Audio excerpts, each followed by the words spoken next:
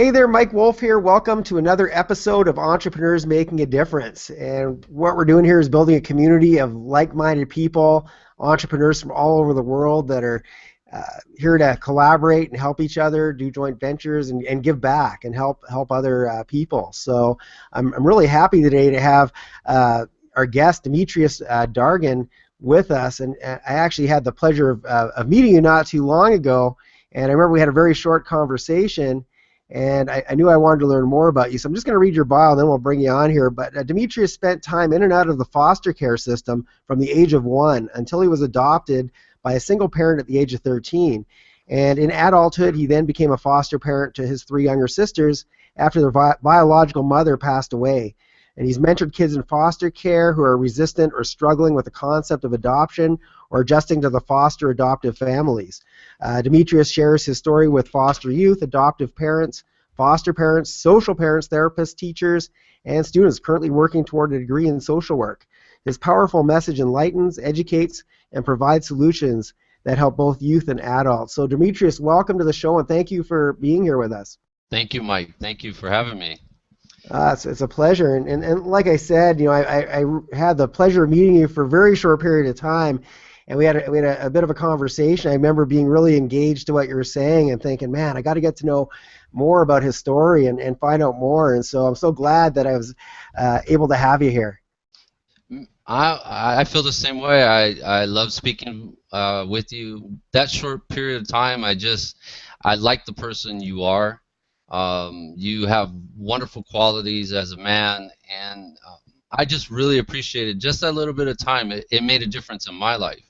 Oh, well, thank you so much. I appreciate that. So tell the viewers, tell them. I guess I gave a short bio, but what's the story and what was it like going through? I can't, like, for me, I can't imagine what that would be like. I can't even put myself in your position. Well, part of the bio and some of the other things is I was in the system from the age of 1 in and out to the age of 13. I probably was in about 10 foster homes. I spent most of my time in group homes, McLaren Hall, Holly Grove, and Children's Baptist Home. Now these homes had between 50 and 100 and something kids. So a lot bigger than the facilities that they have now, which may only have like 8 kids per house. So I had 2 potential adoptions that did not work out, and then I was finally adopted by my dad as a single parent when I was at the age of 13. Met my was reunified with my biological mother when I was 27, and found out that I had 3 sisters and a brother that I never knew about. I had a sister who was in the system with me too, but and then 6 months later she passed away. So I became a foster parent to the 3 girls, which were, the twins were 15 and one was 12. They didn't have anybody to take care of them. So I didn't want them to go through what I experienced going through in the foster care system. And so being in the foster care system is, I'm very grateful for the social workers and foster parents. But it was a very confusing and very lonely. Yeah. Wow. Yes, yeah. So the confusion when I was younger really came from, why am I here? Where's my mom? Why aren't I with my mom? And then as I got older, the confusion was, why can't you get your stuff together, Mom? Why are drugs and men and partying, why is that stuff more important than me and my sister? And when you look at a family, I would see a family and they'd be out at dinner or they'd be out in the community in their homes, and just, why can't we have that? Why don't we have that? So that's where the confusion came in. And then the loneliness was, there'd be times, I was in a foster home, I was around 4 years old. I cried for a month and a half, just crying for Mom. And I would not let the foster parents touch me, comfort me. I just wanted Mom. And as I got older, the loneliness came when I would go through things, different things in the foster homes. And it's like I needed someone that I knew loved me, to hold me, to comfort me. And as kids, you know, it's very important when your parents hold you and comfort you and encourage you and tell you it's going to be okay. But unfortunately, the kids in foster care, we don't have that. We don't have people holding us. You know, you got to be careful, you know, because of, you know, the laws and some things that kids have been through. So, but that was a big lack in my life. So it was very confusing and very lonely. Yeah, I would imagine. So, what was it like when you reunited with your mother? What was that experience like for you? Being reunified with my mother happened multiple times. Too many times I can't even count. Especially back then in the 70s, where parental rights were, you know, they're very big on parental rights. They are still today. But my reunification only lasted 3 to 4 months. So I would be with my mother. She would have her stuff together, a place to live. I'd go live with her, but then she would go down this path again of the drugs, the prostitution, being around the wrong type of people, and it was so traumatic. Some of the things that I went through, just traumatic, you know. So it was good to be with her, but at the same time, that 3 4 months just was devastating. Yes. How old were you the first time you got that you were back with your mother? How old were you the first time? I would have been 2 years old. Oh wow. Okay. So I mean, obviously at that age you wouldn't have a clue what's going on. It's just you're Right. just back and forth. Wow. So I'm surprised that that on again, off again thing. I guess maybe back then it was allowed to happen. I imagine today that probably. I mean, if somebody wasn't fit to be a mother, you probably wouldn't be doing that back and forth thing. I'm guessing, right? Um, it's hard to say.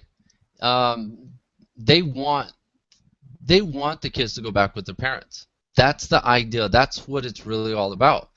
And so they do everything that they can to get them to go back to their parents. But I don't know how often that they will allow it. Now they have centers where if they don't go with their parents, that they'll take them to a place where they can spend time with their parents, they can spend time with the child, so that they can get to know each other again while the parent is going through, you know, drug rehab or, you know, working out some things to have a job and a place to live. But I don't know how much of that they would continue to allow to happen. You know, I don't think it would be as much as when I was in the system. I just don't know how much. Yeah, because it sounds to me that would be really confusing for the child to be, one day you're with your mother, then you're in foster care, then I mean, you're the back and forth. I think would be a lot worse, and I would almost, I think personally, I would rather just consistently be in foster care than the back and forth thing. As a child, and this is what I tell people, even though my mom was doing this stuff, and I knew it wasn't good, I only wanted to be with her. She was the only person, Mike, that loved me, that I knew that loved me. And you want to be with the people that love you. And so as a child, that's the only person, regardless of how chaotic it was, that's the person you want to be with. So as I got older, I was like, enough of this. You know, I was like, I'm tired of giving my mom these opportunities. And I had to stand up in court one day and say that when my mom was trying to get me when I was probably around 10 years old. I said, no, I don't want to be with her. I want to get adopted. I want to have a family. And my mother was fighting the parental rights. She wouldn't terminate her rights so that I could get adopted, and was trying to get me and my sister. And I said, if you want my sister, fine, but I'm not going back with you.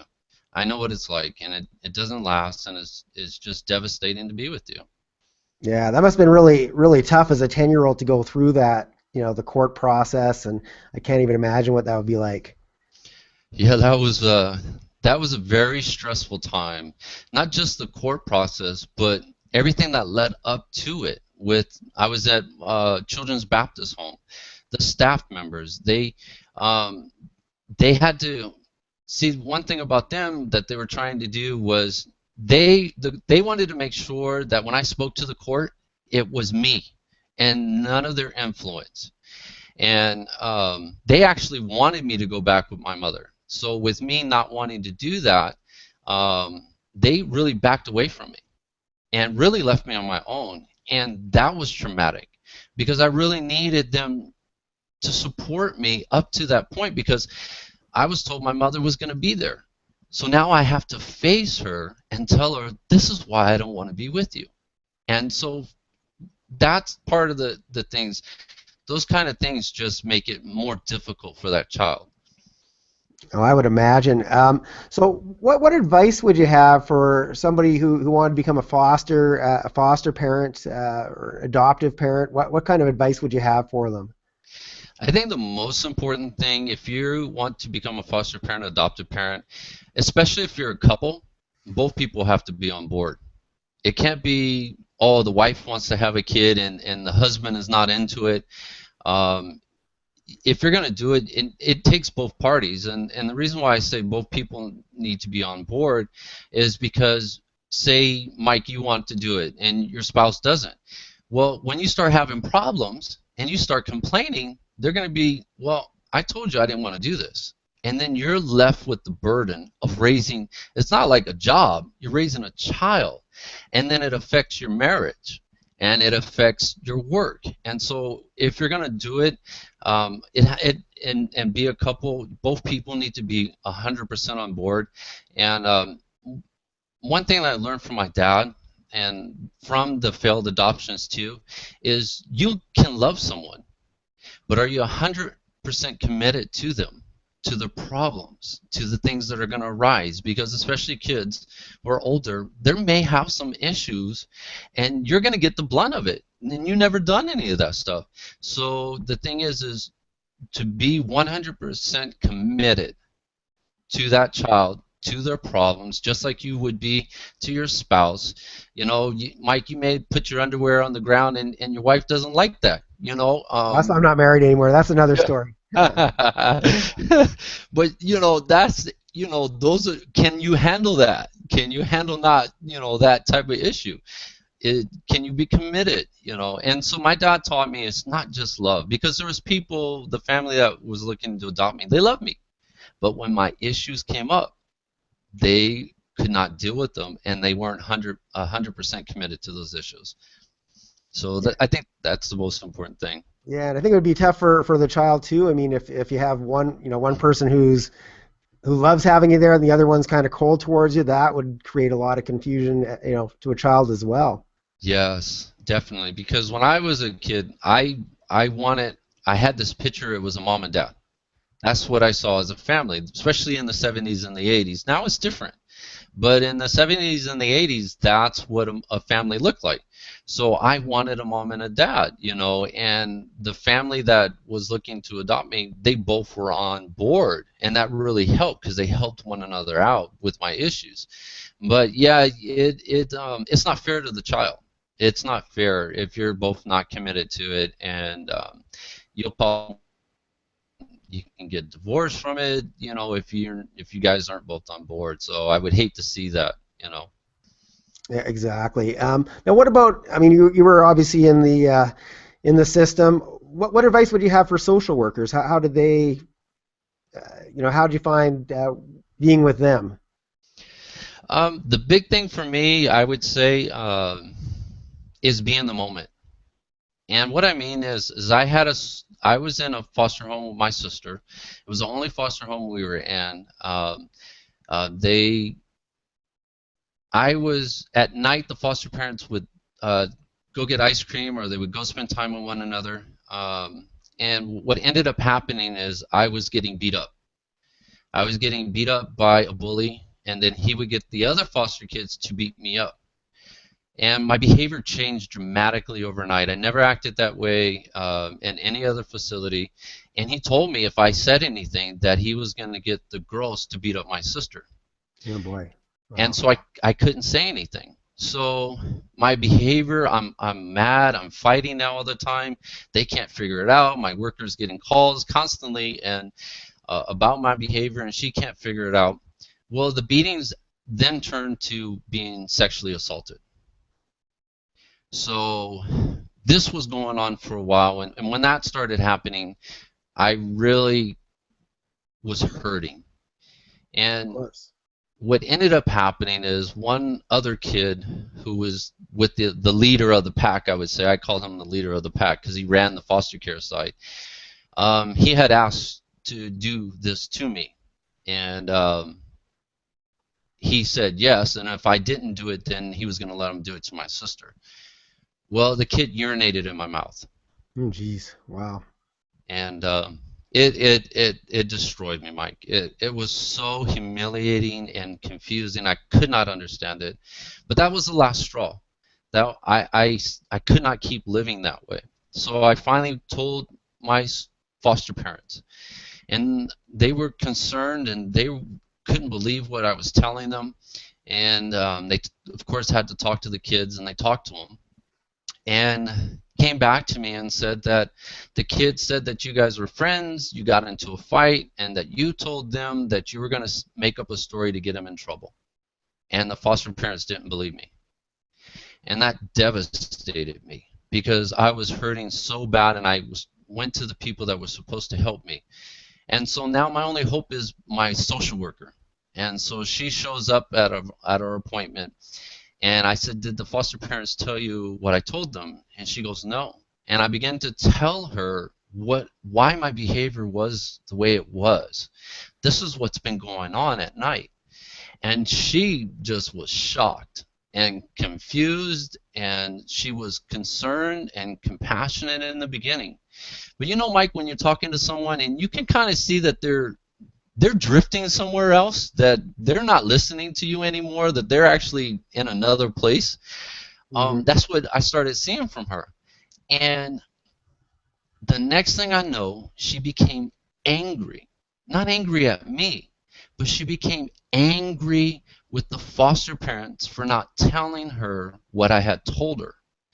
And what happened was she became so mad that she got up and went and argued and yelled at them.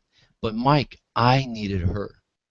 At that moment, see, Mike, people ask for their kids, "What's going on? Talk to me. Tell me what's happening. Communicate with me. You can trust me. You can share anything with me."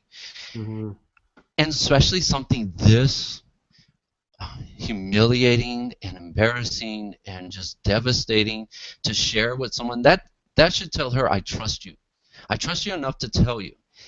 But for you to get up at that moment and go in to deal with them because you're mad that they didn't tell you that this was going on, I needed her. And that's why I say stay in the moment. That's the time. That other stuff, deal with that later. That can happen later. Right now, the most important thing is me and helping me because I needed help. I needed healing. I needed someone to say it's going to be okay. And so that's what I mean, stay in the moment. Unfortunately, after my worker talked to them, she came back and she goes, "You disgust me. How dare you make up this type of lie?" And she didn't believe me. And Wow. that crushed me because I went to the people that were supposed to protect me, and neither one of the parties believed me. And it just destroyed me. It destroyed me. And of course, my behavior got worse after that. So yeah, stay in the moment. That's the most important thing. Yeah, who could blame you? I mean, that's obviously a horrible story, and I mean, who wouldn't react to having something like that go on in their life? So, what was kind of the turning point? Because I mean, it sounds like you had a really tumultuous childhood, and you're uh, very well adjusted now, from what I can tell, and you seem like Right. you've turned out very well despite all these things that have happened to you. What was the turning point in your life? Um, One, being adopted by my dad. I don't know where I'd be without my father. I am the man I am today because of him. And so that was huge in my life. But later on, I would say I was about 24, 25, Mike, and I was struggling. Inside, I felt so bound up. It was like I felt everywhere I went, I had shackles on. I was trying to make friends and build relationships with people that I've known for a couple years now, and I just couldn't do it, and I could not figure it out. And so at that time, I was going to church, and my pastor, Emil and Cecilia Cedinho, they were mentoring me. And my pastor, he called me in his office, and he goes, "D," he goes, "I love you, and I'm trying to have a relationship with you. But it seems like every time I get close to you, I feel a wall go up. I feel that you're trying to protect yourself." And I didn't realize it at the time, but that made perfect sense. I had been let down and disappointed all my life, and I was trying to protect myself from that happening. But the flip side of it was is that wall was now keeping me bound up and in prison. And he was just sharing with me that he said, I don't know much about your past. I do know that you've been through some things, but son, I've never done those things to you. And I want to have a relationship with you. And so, and I'm like, so do I. And what's the solution, you know? And he goes, you have got to forgive these people. You're carrying around the anger, the bitterness, the hate, the pain, and the revenge. Because when someone hurts you, a lot of times we want them to suffer, man. But I was carrying all that stuff around.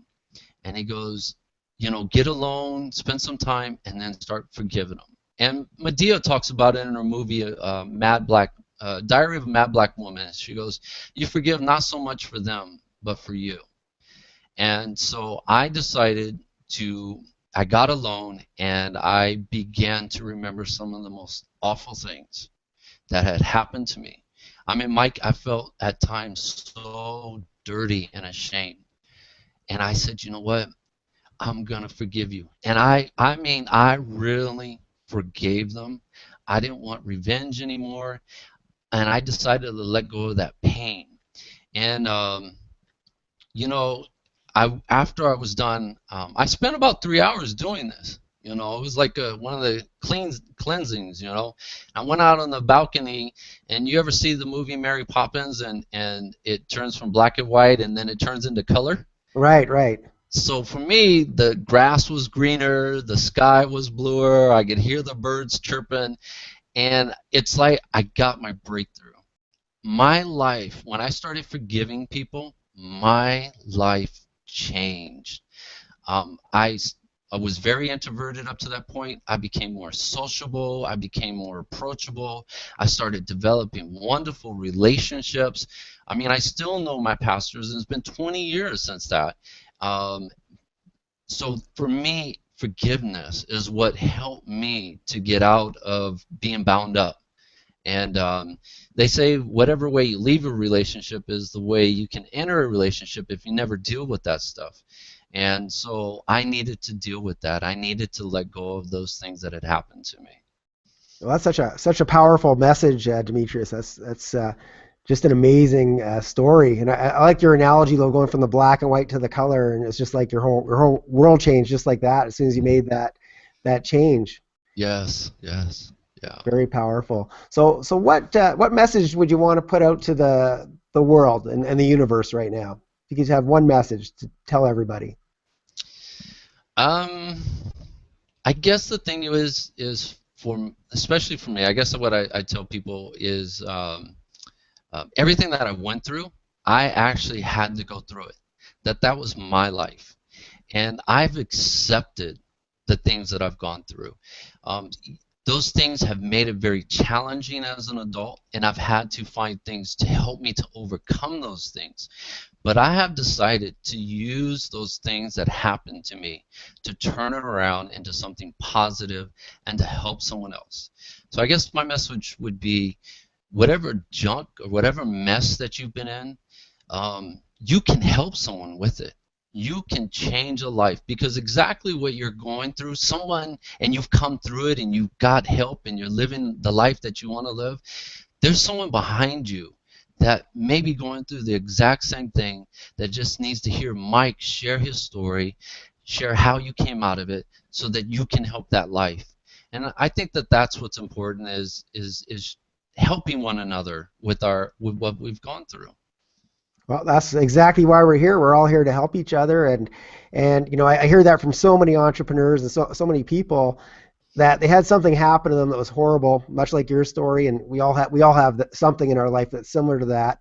Yes. And you don't realize why at the time, but later on in life you figure out why you went through it and how you can help and as you mentioned, help other people to either avoid it or recover from the same situation. And it's just a very common story, and so you're definitely not alone in that. And Yeah. it's great that you bring that up, and it's just so once again very powerful.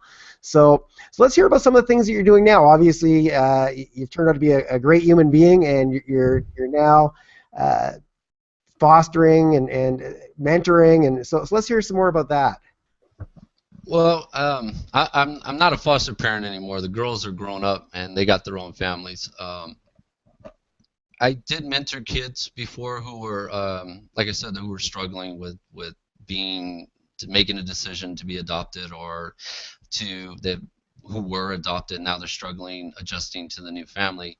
Really, what I'm doing now is speaking and sharing what I went through with social workers.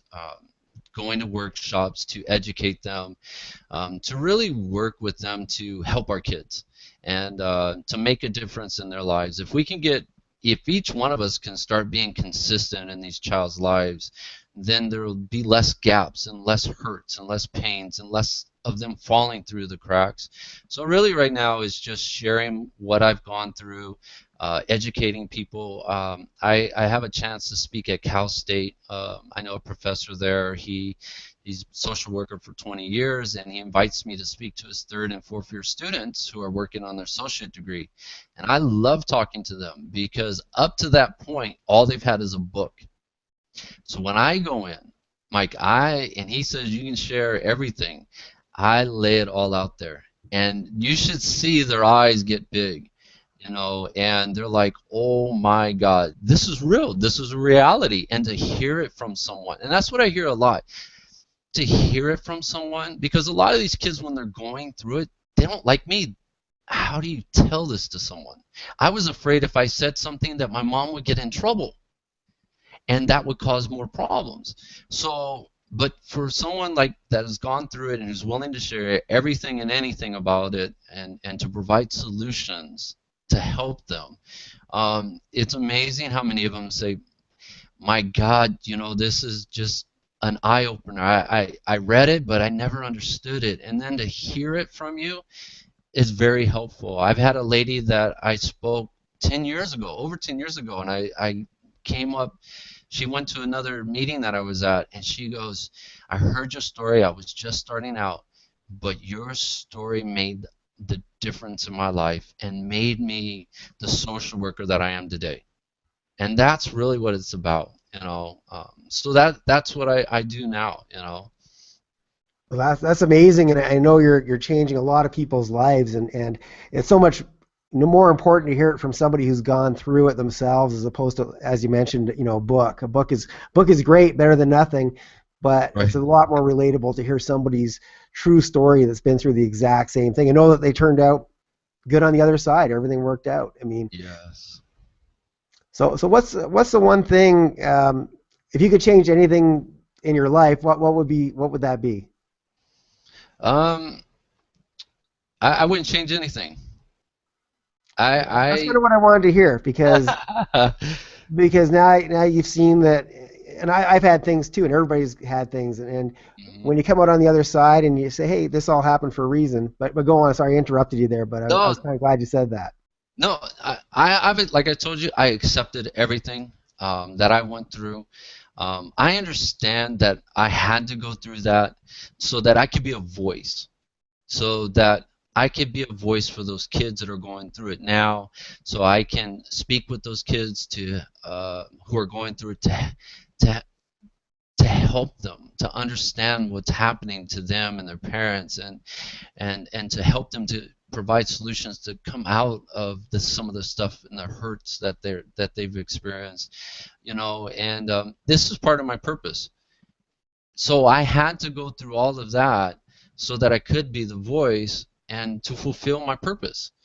So like I said, I wouldn't change anything, and I'm using what has happened to me in a positive way to make a difference in people's lives. Yeah, that's just a great message, and unfortunately we have to wrap things up. I definitely want to have you on here again, and I also want to try and help you get some more speaking gigs, because I know quite a few people. So we'll talk some more about that. But if Okay. somebody wanted to get a hold of you, maybe to speak, or maybe to ask you some questions. Maybe they're having some similar troubles to what you had earlier on. How could they track you down? The best way right now is through email. So it's Demetrious D at Yahoo. That's Demetrious D like David at yahoo.com. That's the best way to get a hold of me right now. Yeah, if you email me and just put on there, heard you on Michael's show, then I know, you're not spam. Yeah, so much of um, that going on these days. It's yeah. crazy. Yeah, well, I just want to thank you for. I know it's a very personal story, and I just want to, commend you for coming out and sharing, because I know it can help so many people. And I knew I wanted to hear more of your story, and I'm so glad that I did. And we'll definitely be in contact some more. But thank you so much. Yes, thank you, Mike. I greatly appreciate it. Thank you. Yeah, we'll definitely talk again. So thank you also the viewer for tuning in, and I hope you enjoyed this episode. And I look forward to seeing you very shortly.